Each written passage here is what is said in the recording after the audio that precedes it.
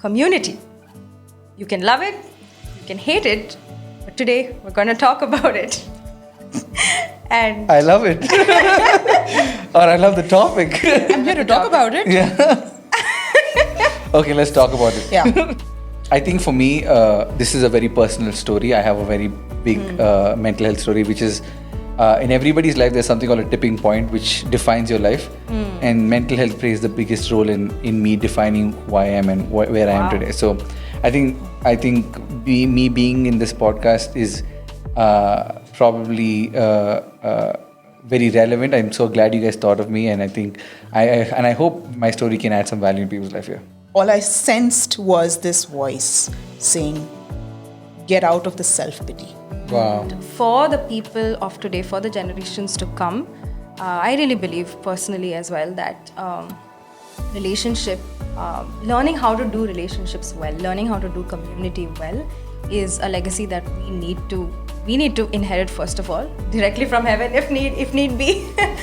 and that is why we want to talk about these things, right?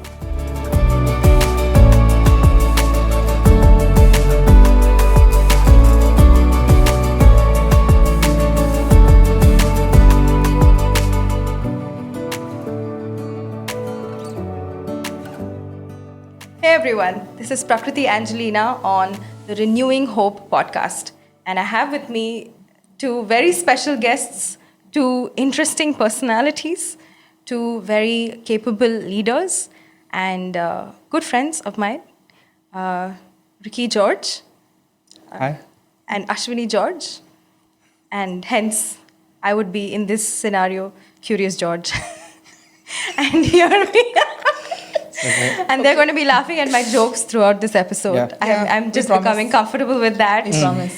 Friends who ground you are the truest friends. True. I'm learning new word. Truest Truest friends. Truest is superlative of true. Yeah, sure. Really? Truly. No. Truer. Okay, truer. Truest.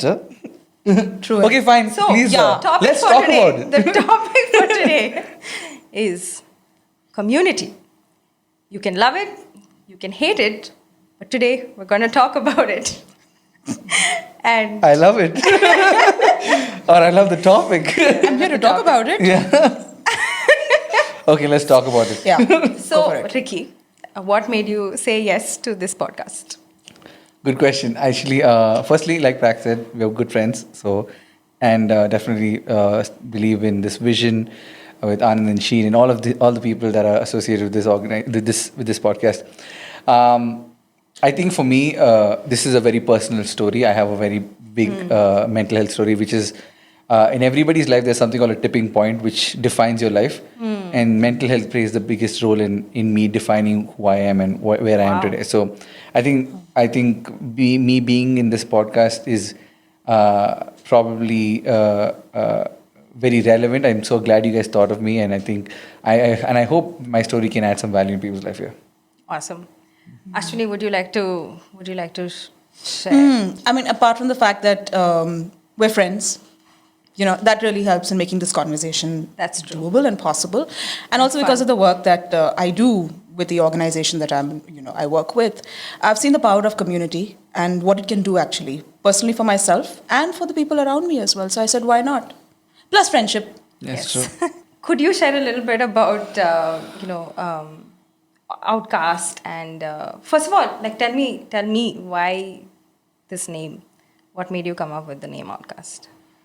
Yeah, I run an organization called Outcast, and which is the truth is when I was growing up, I wanted when I was going through my mental health, when I was going to a season where I was struggling with depression, struggling with a lot of questions in my life.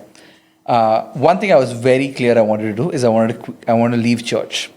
But because I was living with my parents and I was still in 10th grade, I was waiting to move out of the city and leave church because I was done with church. So I wanted to start a magazine called Outcast magazine for people who left church and tell them why church is a bad place. Okay, so and that was the reason of starting Outcast. Okay, and so back then I started writing stories, collecting stories because I had a lot of friends who I could be real with. at that time because my frustration was similar, right? And of course that didn't happen. That didn't become a reality because in 10th standard, I was 10th. I was in 10th grade, so I tried to build a website. Didn't know how to build a website. Failed at it. So did everything, but then I parked it later, and then eventually, many years later, when I was in a crossroad, which is a long story, but I was in a crossroad where I was trying to figure out what my purpose in life was. I had a desire. I went in advertising. I was doing design. I was leading a team. Where I was an art director. Right. But the problem was, when I saw the power of marketing, I said, why can't I take this for the church and take it for the gospel? Like, how can we use marketing to share the gospel, share the good news to the world? And so I said, let's do this. But then I had to figure out a way to do it under a specific banner. And I thought, okay, let me start another Instagram page and start advocating this conversation. But how can we use digital to spread the good news, right? And that's when I started thinking of names. And most organizations have a very positive name. But growing up, I always related things that were negative because I felt like that was more real with me. For example, like if I say, hey, I'm good. Like if I ask you, hey, Prax, how are you doing? If you say I'm fine, the conversation ends there. Correct. But if I say, hey, Prax, how are you doing? Hey, I'm struggling. Automatically, you're opening up a box of conversation. So that takes me to like 5 or 6 questions more, and what could have ended with I'm fine opens a whole conversation because of the relatability factor. I'm struggling. Okay, I can relate. Honesty, right? So there was there was something I saw with negativity that world could relate to, and so I said, okay, fine. That word outcast came back to me, and I asked God, what is this like? That was something I made with a very evil intention, right? And then God was like, no, I'm going to help you redefine it, and that's when He gave me this vision saying outreach through broadcast, and that's what Outcast became. So how can I use broadcast to share the gospel? Did you know that? You didn't know that? I didn't know that. Oh, really? Okay, so that's what Outcast is. At some point, but So that's what Outcast simply means. Outcast simply means outreach through broadcast. And so, how can I use any medium to share the love of God? And because that's my story, that's a lot of people's story, and that's what Outcast is all about. That's awesome.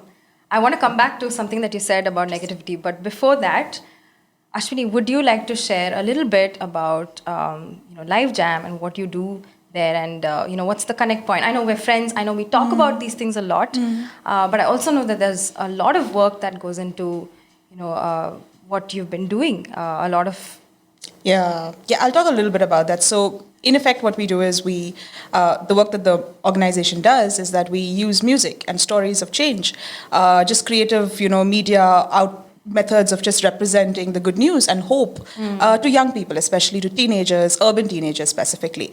And so we've been doing this for a while now. It's closing in on almost 17 years or so, 16, 17 years.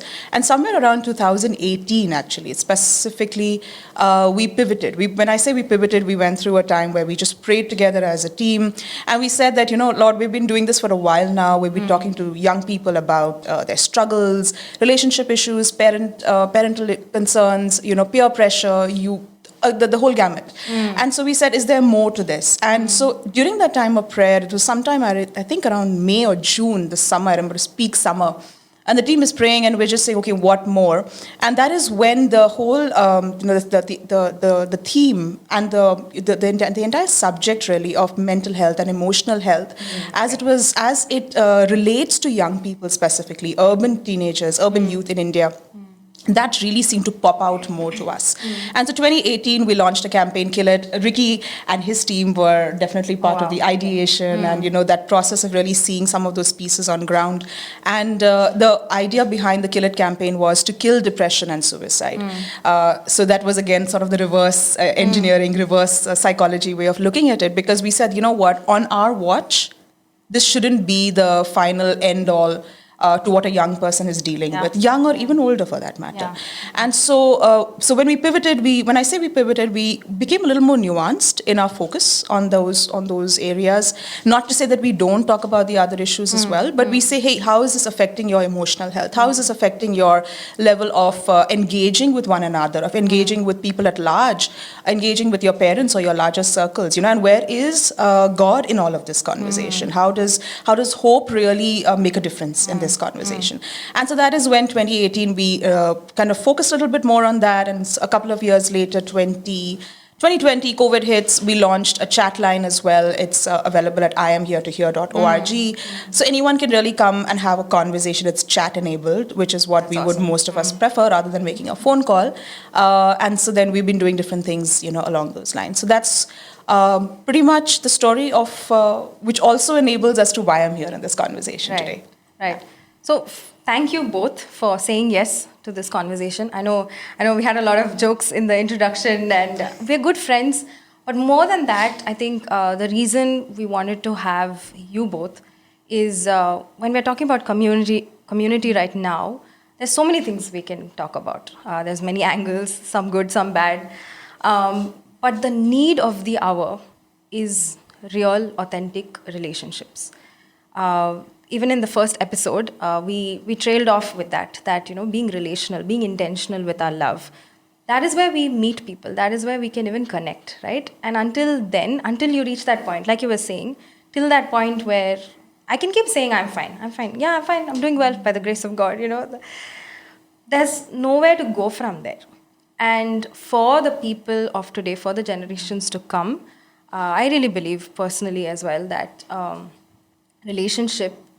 learning how to do relationships well, learning how to do community well is a legacy that we need to inherit, first of all, directly from heaven if need be. And that is why we want to talk about these things, right? While we are asking this question, right, like how do you build good communities, or what do we need? What would you, if I have to ask you, what's one thing that you think is the absolute need of the hour when it comes to community? Oh, it's a very long framed question. Okay.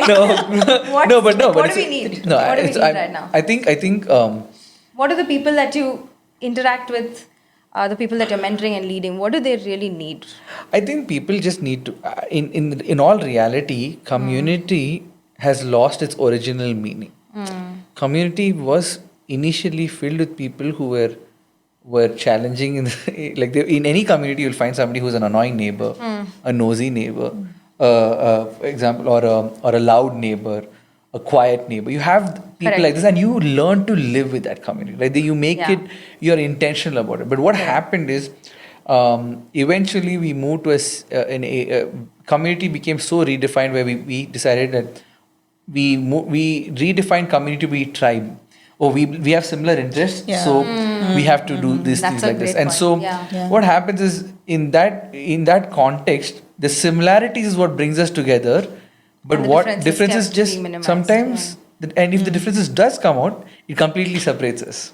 So I'm afraid to be real, show my difference. For example, let's say 3 of us are friends because we know each other from the ministry world and all this kind of things. But let's say suddenly tomorrow I come and say, hey, I'm questioning my faith. Right. Will it still? Will you still be my friend? Yeah. And that's hard. Yeah. Right. I'm saying that because it's the string that's holding us together is the our faith factor. Right. And then now suddenly tomorrow, especially because we are all public figures, what I say matters. So if I'm questioning my faith, suddenly hey, I don't know if I believe in God. Oh no. Automatically I'm an outcast, or I'm set apart. Like I'm not of my community. Not part of my community. We should be careful. So you're saying we need to start redefining what community is. even And means. community is filled with people like this. If you're part of a community that truly understands you, they know your heart. Get it? They know your intention. And it's hard. Yeah.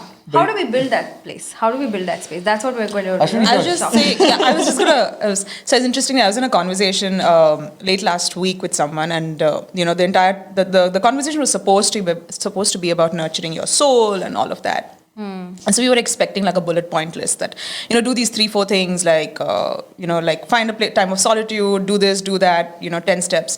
And interestingly, it came to in fact, I opened up my notes right now, but it was almost complete reverse.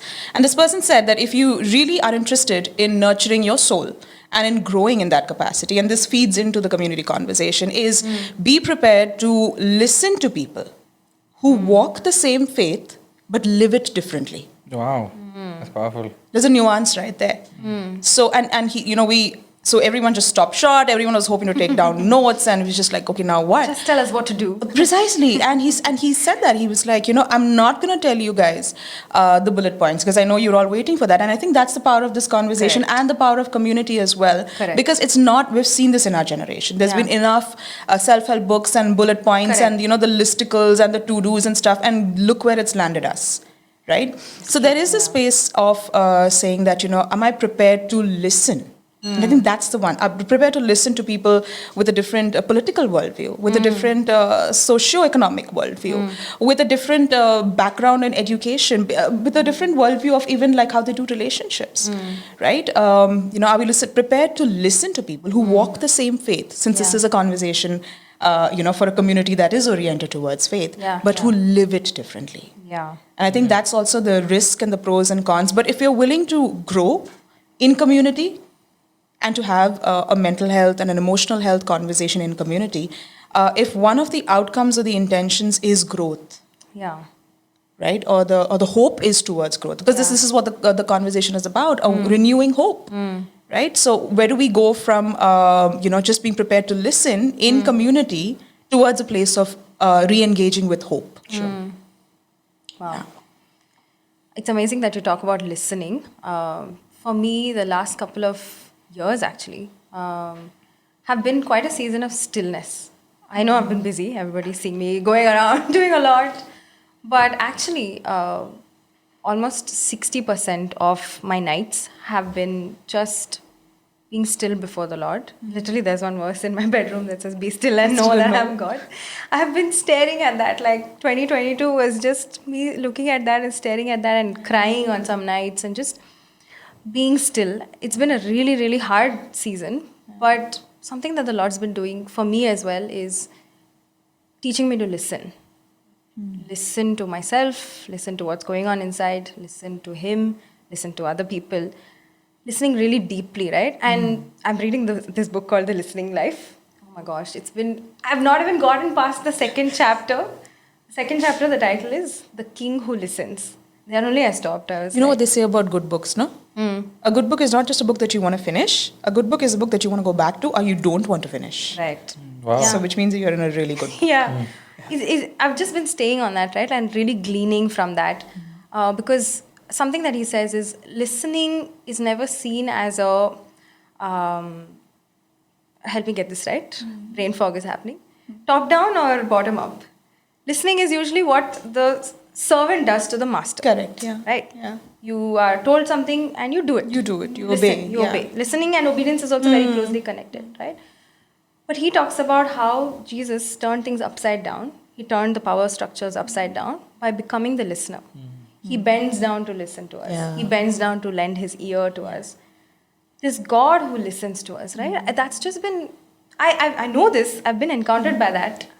And the last couple of years, oh my gosh, like the amount of patience and the amount of kindness that I've experienced from God, it's something else. But just thinking about that, right? How much do we really listen to each other? I feel like that's a really, really, really important starting point to community, which we can easily bypass if we're not careful.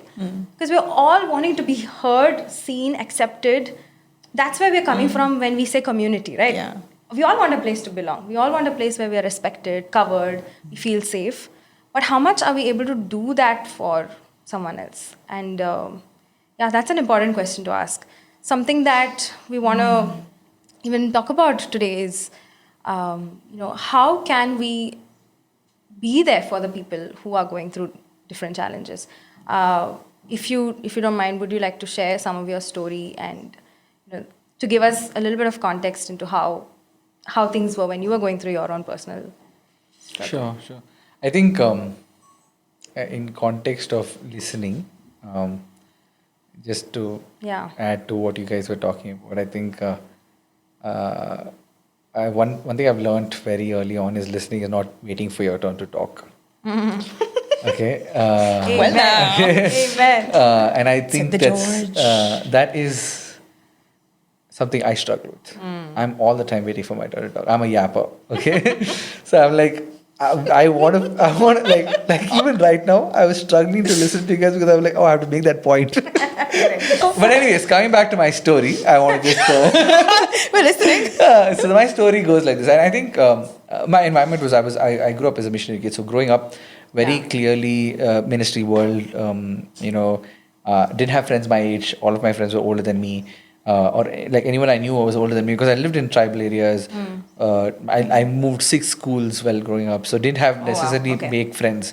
By the time I made friends, I moved. Yeah, me right? too. And so I had that kind of. it's hard. Yeah. And I remember my dad got ordained when when I was in 3rd standard, and everybody was congratulating my dad, saying, "Oh, you're a pastor, great job." They tell my mom, "Oh, you're a pastor, Amma, great job." And they looked at me and they said, every house has a devil, but your house has multiple devils because you're a pastor's kid. You'll be attacked more." I remember hearing that word, and it killed me because for the longest time of my life, I was convinced that anything that went wrong in my life, it was because my parents became a pastor. Right? And so eventually when things started messing up in my life, I said, oh, my parents are pastors. That's why it happened. You started to think that anything that Went wrong. Even if it was my stupidity, it's not my fault if my parents became pastors. But because somebody said something. Right? He said that the enemy is going to target you because you're a pastor. Pastor's kid. And there is this taboo, right? Oh, pastor's kids, we're all messed up. We're all like losers and whatever, right? And so in different contexts. So I remember moving from Odisha to Bangalore. So when I moved to Bangalore, I couldn't speak English properly, and I remember my friends would make fun of me because Bangalore. Oh my gosh, people in Bangalore are such Ricky. brutal people. Yes. Sorry. Say more. I'm interested to know more. I have been to MCC, so I've grown up as a loner as well, so I can understand some of it. Yeah, but it was very sad. Like, Genuinely, apologies. Yeah, I forgive you, Bangaloreans. No, you don't have to forgive. But anyway, so what happened was there was a season in my life where my friends would play and I would be in the center and they'd throw rocks at me, like because that was fun for them because I didn't speak English properly. Like literally. Literally throw rocks, and that was fun. How old were you at this I time? was in 4th or 5th standard because the year right after my dad got ordained, we moved to Bangalore. And so it became like it was a big part of my life. Saying I thought, okay, this is how God is treating me because my parents became pastors. Now, since then, I was convinced with one idea that God doesn't love me. That was my entire life, my entire childhood, from 3rd standard till my 12th grade. I was convinced God didn't love me. Right? I did try have good moments, the youth camp moments. Right. I had many of those. Yeah. But it fizzled out after a week. Yeah. So I'm convinced that God doesn't love me. So now what happens is when I was so depressed, I reached a season when I failed in my studies, and I thought, and again, India is a shame culture. Yeah. So if you fail, it's a shame. Yeah. And the thing is, my failure is not my family failure; it's my entire church's failure. Oh, yo. Right? Because if I fail, my whole church will call and ask, "Arey, how much pastor's son got?" Right? And so the pressure was high. Right? And it's not like I failed because I was doing other fun If you things. failed, you're under attack. Yeah. And that was my because that's what it looks like. No, like if God's blessing always looks like success. Yeah. Unfortunately. Can we please stay on this line? 1 minute, we need to talk about this line. Please come back to his story as Yes. well. Yeah. Okay. Yes, we have to come back to the story, but this is really important to understand, right? Like, I think one of the biggest challenges we've put on ourselves as a church is blessing has to look like success. Blessing has to look like prosperity in a certain way. If you're going through a struggle, you are clearly, you've either left an open door, you have sinned, some generational curse. True. And by doing that, we're stopping healing and we're stopping help from getting to that person. And I mean, there's so much to talk about that, but I really just wanted to pause on that and say that is one of the most harmful things that we've been doing to ourselves as the church. Yeah. I mean, for me, I mean, I didn't know all this. Okay, I'm growing up as a kid. Yeah, this is giving it myself. Your reality definition. is This is defined my by reality. that. Yeah. True. And I created that reality. It's not like somebody told me that this is the reality. Like, nobody intentionally, the intent was always pure. They always wanted to help me. Like, anybody coming and saying, hey, I'm sad, they'll be like, oh, it's the story of Job. God is testing you. And the intention is never like, listen, I don't care. I don't want to be Job. But that's everyone, no. Even right now, everyone's intention is to help pure. only. But I'm saying, how can we Right. the intentional how can you be educated with your intention? By listening, like but you yeah, said, yeah. like by If you really were very aware, understanding yeah. what's happening with that person, right? Yeah. Right. If we can do By that. listening is not it's not like a I think I just want to one-stop bring in, solution. like, just a simple clarifier here would be listening with empathy. Yeah. Yeah. That's a Right? Intention could also be, how are we to measure someone's intentions? There's no way, Correct. only God knows the motives of a person's heart. Correct. Right? So I have no way of knowing whether Ricky's intentions are good or bad. I don't have no way of knowing Prakriti's intentions. True. However, I can say that a measure towards listening would be, have we listened with empathy? And empathy says that, okay, have I made an effort to understand where this person's, what this person has, their life has been a little bit like, you know, and it's not expected that I must walk the person's life, but have I taken a moment to really say, okay, this is the person's growing up years, this is what it could have been like, it was different for me, but perhaps these are some of the emotions. You know, I think just making that intentional effort to identify emotions, since a lot of this conversation about community is about understanding emotions also better and putting a label to those emotions as well. Because when we don't do that, then we just judge the behavior. Correct. Sure. And then we judge the person based on the Correct. behavior. And then we We make a distance. decision Yeah. to, either, yeah. So, yeah, continue that. Back to- Sorry, I. Yeah, no, that's a very Right, important that's point, and Empathy, yeah. I want to comment on this, right? And there's a boon and a bane when you're showing empathy. I'll tell you why. Because we are intentional about listening to people's story, people can manipulate you also. This is a reality because we're human beings. Let's say I lead a company, Yeah. and somebody didn't get work done. They can simply come and say, "Oh, I was." Yeah. Spinning a story to just, To say, spinning a sob story, basically. yeah, you're saying. like I was very sad and all that stuff, and I have to. So I need Yeah, discernment, yeah, and that, so yeah, we of course. there is a major God factor. Yes. It's not trying to say that it all is educated, because whatever we do, Yeah. people are going to be disappointed. People are going to let us down. That is true. It's a That is fact. true. But we have to be intentional. That's And I right. think I want to make that clarity, saying, like Ashwini said, saying it's not bullet points. Yeah. It is subjective to It change, is. in any Yeah. fact. Okay. Yeah, Now coming that's back to true. the story Yeah. is a very silly. Where was I? Failures. Failing, Yeah. failing, and the only way I thought I could deal with my shame was through suicide, because I saw how people celebrated people who killed themselves. What I mean by that is, once people died, how many people puts a story about them? What a guy, man, gone too soon. Yeah, I've been there. So crazy. What I Maybe if spent I'm just last gone- week I spoke to him. Yeah, You see yeah. all that conversations. Yeah. I wish that was there when I was Yeah, real, yeah. when I was alive. And you start to think maybe when I'm gone, people will really value me. At least then my value will come out Yeah. public, right? Yeah. Right? How many people will come out there and say, you know what Ricky did to my life? Yeah. And it's unfortunate. That's the problem is also Yeah. because how it's being romanticized in media. Okay, so suicide seemed like the best option for me, because you look at look at a movie. I'll give you a simple example. I love movies, right? You watch a movie, Jawan. In the movie, I haven't watched it yet. I haven't but watched it's it either. okay. Okay. It's okay. I'll give you a spoiler. Yeah. There's a farmer who commits suicide, right? And for him, he sees a poster that says if he commits suicide, his family will get 2 lakhs rupees compensation, and they can pay off their debt, and his family can lift their head high and live in society. So from his point of view, it is the most logical sense. He's justified to commit suicide, right? Because he's got 2 lakhs loan. Yeah. He has to pay back, and his family is living in shame. right. By paying off the loan, they can lift their head high and be in the society. You see how it's been romanticized, and I started seeing that. I'm not trying to say we need to bring awareness, Right. but sometimes that awareness can look too good.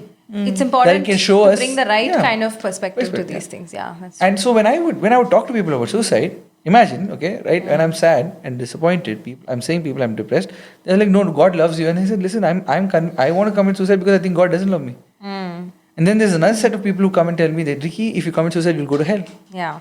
Hello, I'm already sad that God doesn't love me. Yeah. If He clearly doesn't love me, I am going to hell. Yeah. Yeah.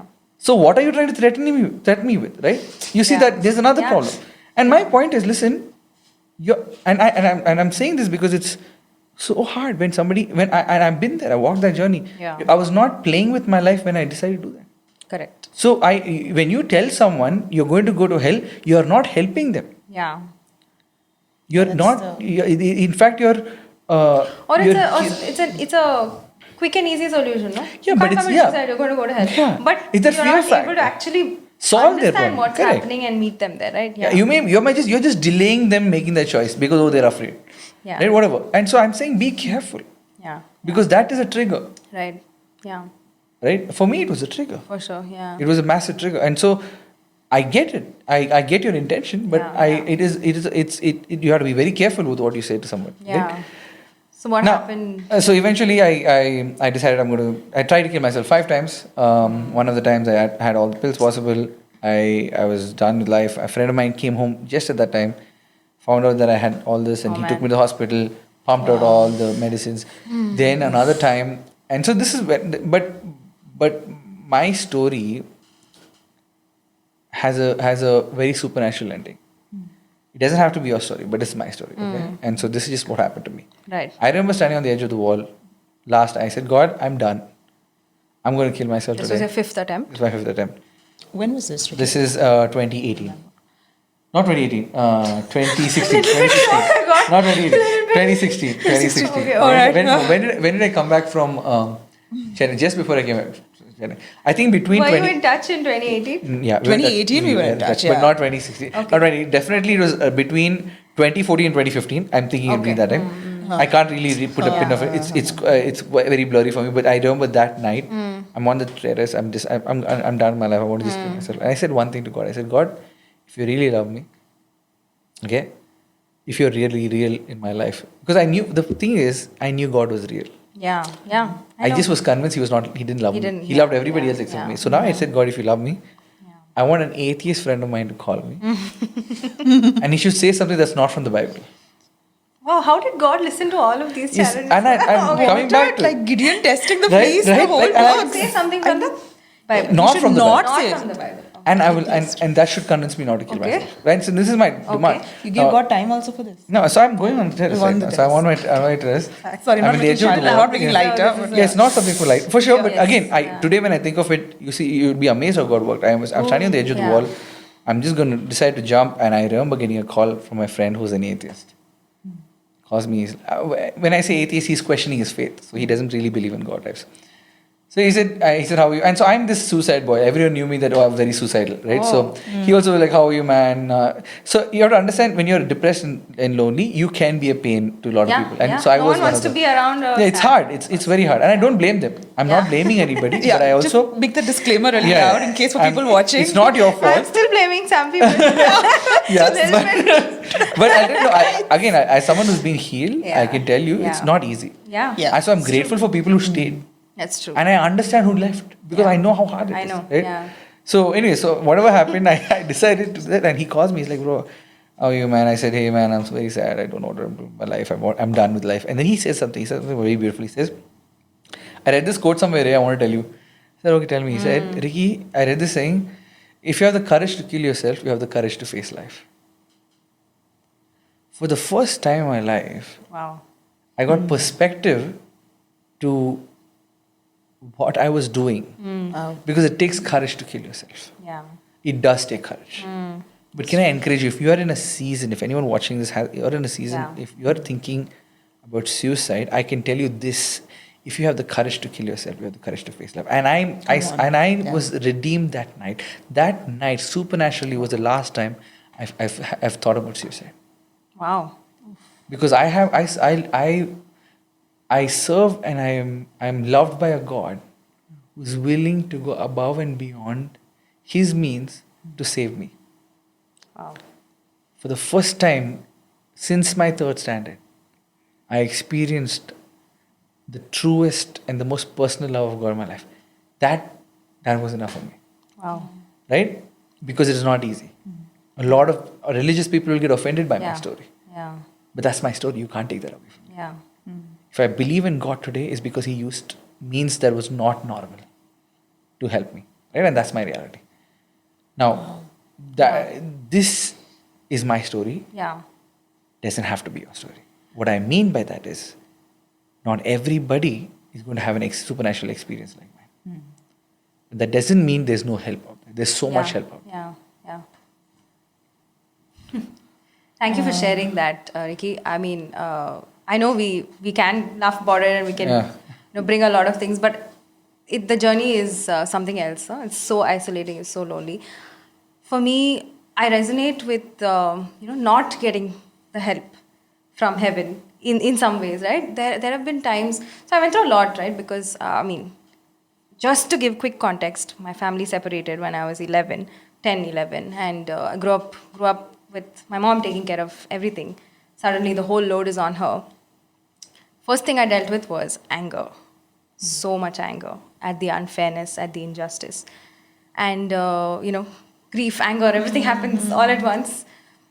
Progressed into serious depression, progressed into I hate my life, I don't want to live. I did not feel God's love at all. All I felt was God's, I don't know, what is God doing? Why is He sitting on the throne and ignoring my life? That's what I felt. And I would pray. I would ask for help. I would ask for deliverance, scriptures, prayer, all of that, right? On one side, my spiritual walk was going up and up and up. I was getting to know the Lord. It was a real encounter with Jesus the moment I got saved. So I knew He was real. I knew He was God. But I didn't understand why He's not helping me. What's wrong with me? Why isn't God showing up for me? And I was sharing the first episode as well. I thought help would come supernaturally. I thought there would be deliverance from depression, suicide, and all of that. And I do remember, so grateful for church, so grateful for a spirit-filled community.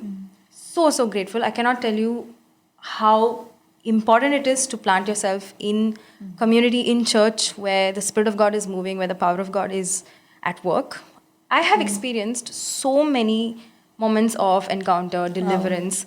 My deliverance was so slow and long term, but there have been very key moments that I remember. There was this time when I think this was around almost second or third time that I was trying to kill myself, and I had a very rough night. I took a towel, tried to, and I couldn't go through with it. Thank God. But I was crying out to the Lord, and I was like, I can't live like this anymore. And at that point, I didn't even want to kill myself. I didn't even want to die. I wanted to live, but I didn't know how to. I didn't know how to live. And I remember crying out to the Lord, and I was like, I can't continue like this. And the next day, there was this meeting that we had at church, and it was a really powerful time. And I felt something lift off. I felt another step of breakthrough, another step of deliverance happen, right? But then the thoughts would come back. The patterns would. I used to hear voices in my head a lot, and now talking about it feels so strange. It feels so foreign because it's been a while. But that was like, can't go stand in the balcony. It's like, go jump off. Why are you alive? Just go jump. When we moved to I think we were on the second floor. We moved to the first floor. I was like, okay, at least now if I jump. Yeah, it's dark. I know it's humorous, but it's dark humor. But so for me, the deliverance happened in church. But then it's interesting to me that you said, when your friend said that line, no, it takes courage to kill yourself. It also takes courage to live, right? Isn't it interesting that there was a shift that happened in your mind at that point? There was a thought that brought some revelation, which made you see things in a new light. And I really believe that it is the light of revelation that does that. I was sharing how for me, it was God telling me, Prakriti, you have the power to choose. Depression doesn't have power over you. You have the power to start taking a step, stand up to it and say, no, no more. And that concept was so foreign to me. I thought, that's it. I can't do anything about this. God has to come deliver me. And the moment God said, no, I have given you something called free will. You can use that very free will to overcome this. And that shifted something in my mind. And I think sometimes we get so muddled up with these categories, or we get caught up in these categories.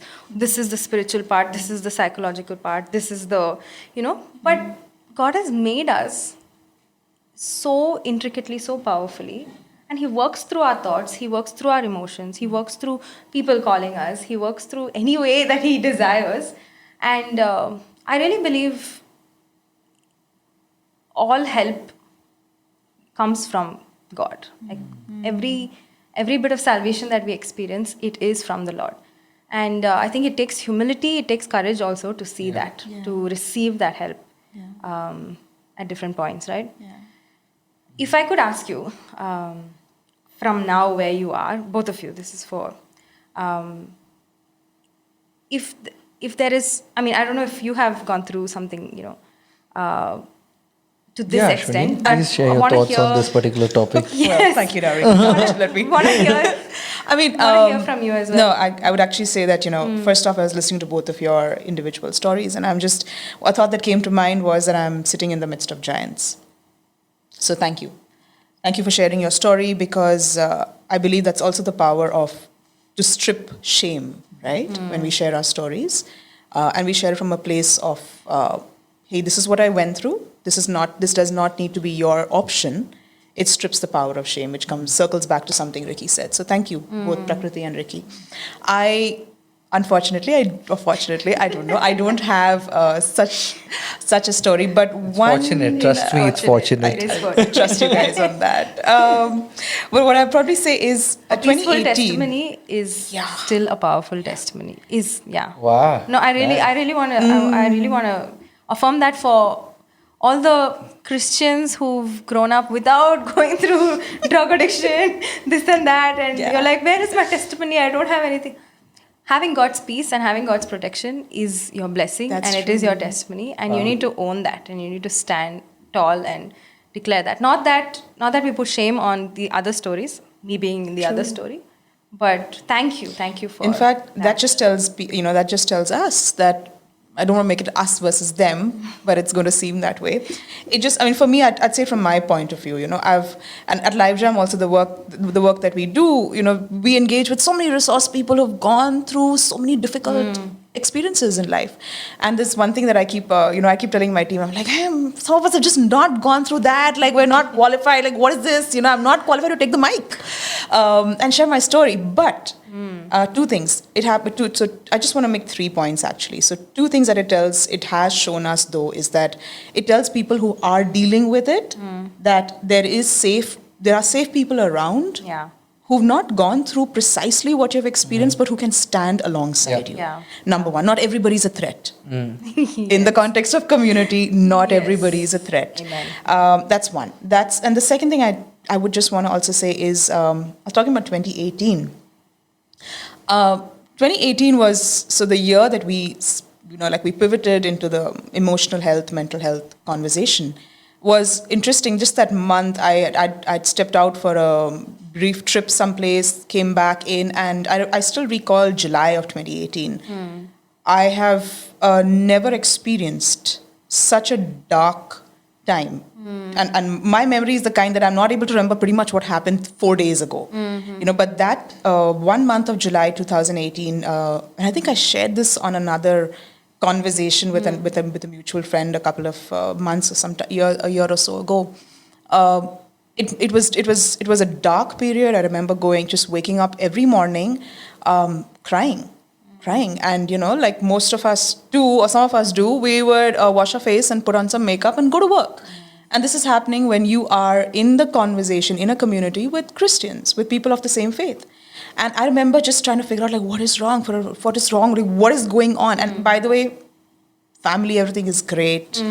Friends are great, everything's going fine. Wow. And it was sometime during those 31 days, July has 31 days, I think, I'm just asking God as well. And like something alongside like what Prakriti you shared, that I'm just like, where is God in all this? I'm struggling to read my Bible. I'm like, what is this? And this may not be true for everyone, but this was true for me. One of those mornings towards the tail end of July, all I sensed was this voice saying, get out of the self-pity. Wow, so true. But it was so Offensive. Yeah, Hurtful. Who's being self? I'm not being self. I'm like, what? Yeah.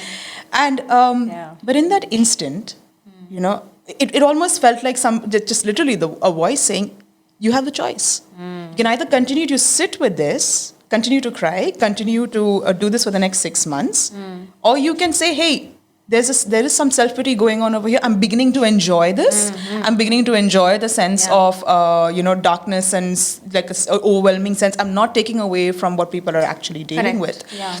But that was a choice. And so what that did for me is, I think that was a very crucial moment because it also enabled me, though I did not have the similarity of stories that others would have walked this path, it allowed me to say, hey, you know what? People need empathy. So sometimes zip up. I mean, just zip up Yeah. and listen. Yeah. It takes strength to acknowledge that, hey, I am going through something, I'm not okay right now. And it takes strength to do that for yourself and then to do that for others. Sometimes it's about circling back. What if the person does not want to have a conversation? Yeah. Then how do you Yeah. how do you form? How do you be around or surround them? Whatever you're going through, whatever season you are in, I just want to let you know that no eyes have seen, no ears have heard, no mind can even comprehend the plans that God has for you. Yeah. And I just want to speak that over your life, and I want to say, you really, really have got hope. Thank you for joining us for this episode. We really hope that you enjoyed the conversation. If you would like prayer or you want to share how this conversation has impacted you, please write to us on our email renewinghope@awakeningtogod.org. Conversations like these can make all the difference to someone going through a challenging time. If you would like to support us in making more content like this, please visit our website awakeningtogod.org or click the link in the description below. If you are struggling or going through a difficult season, please know that you are not alone and help is available. We've shared a few resources in the description box below. Reaching out is the first step. And make sure that you share this with someone else who might need it as well.